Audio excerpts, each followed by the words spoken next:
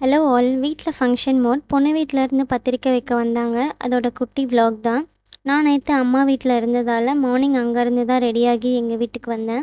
இங்கே எனக்கு ஒன்றும் வேலை இல்லை. வீட்டில் பெரியவங்க எல்லாரும் எல்லாம் செஞ்சுட்டாங்க. என்னை ஸ்வீட் மட்டும் செஞ்சிடுன்னு சொன்னாங்க. நான் அந்த வேலை மட்டும் பண்ணிவிட்டு கீழே வந்து எல்லாம் என்ன பண்ணுறாங்கன்னு பார்த்துட்டு இருந்தேன். குக்கிங் குயின்ஸ் 3 பேர் எங்கள் வீட்டில் சூப்பராக எல்லாமே பண்ணுவாங்க. அவங்க கிச்சனை டேக் ஓவர் பண்ணி எல்லா டிஷ்ஷஸும் பக்காவாக ரெடி பண்ணிட்டாங்க. என்ன மெனுன்னு பார்த்தீங்கன்னா, பூரி, பொங்கல், இட்லி, போண்டா, சாம்பார், தேங்காய் சட்னி, தக்காளி சட்னி, அப்புறம் நான் செஞ்ச கேரட் அல்வா எல்லாம் தான். இதில் என்ன சந்தோஷம்னா, பிளேட் ஃபுல்லாக அடுக்கி வச்சு நம்ம ஒரு புடி பிடிக்கலாம். சிம்பிள் சவுத் இண்டியன் பிரேக்ஃபாஸ்ட் தான். ஆனால் வீட்டில் செஞ்சது அதோட ஸ்பெஷலே தனி. நான் நல்லா சாப்பிட்டு என்ஜாய் பண்ணேன். எல்லாம் ரெடியானதும் பொண்ணு வீட்டிலேருந்து வந்துட்டாங்க. அவங்கள வெல்கம் பண்ணிவிட்டு எல்லாம் ஹாப்பியாக பேசிகிட்டு இருந்தோம். அப்புறம் பத்திரிக்கை கொடுத்துட்டு எல்லோரும் சாப்பிட உட்காந்தாச்சு.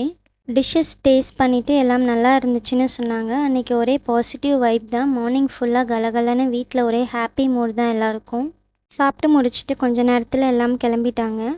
நமக்கா பசி தாங்க மாட்டோம். வெரைட்டி வேறு அதிகமாக, எப்படா சாப்பிடுவோன்னு நான் எங்கள் அக்கா பொண்ணு எல்லாம் சுற்றி சுற்றி வந்துட்டு இருந்தோம். அட்லாஸ்ட் வீட்டில் எல்லோரும் சாப்பிட உட்காந்துட்டாங்க. நல்ல பிள்ளை மாதிரி நானும் என் தங்கச்சியும் எல்லாருக்கும் சாப்பாடு பரிமாறிட்டோம். இவங்க தான் என்னோடய பாட்டி. நான் வீடியோ எடுக்கிறேன்னு ஒரே சிரிப்பு தாங்கலை அவங்களுக்கு. அவங்கள சந்தோஷப்படுத்தியாச்சு. நம்ம டர்ன் வந்துடுச்சு. கடைசியாக எங்கள் சித்தி, நான், சிஸ்டர் எல்லோரும் உட்காந்து பொறுமையாக எல்லாத்தையும் ரசித்து ருசித்து சாப்பிட்டு என்ஜாய் பண்ணுவோம். Stay happy and healthy. Bye all.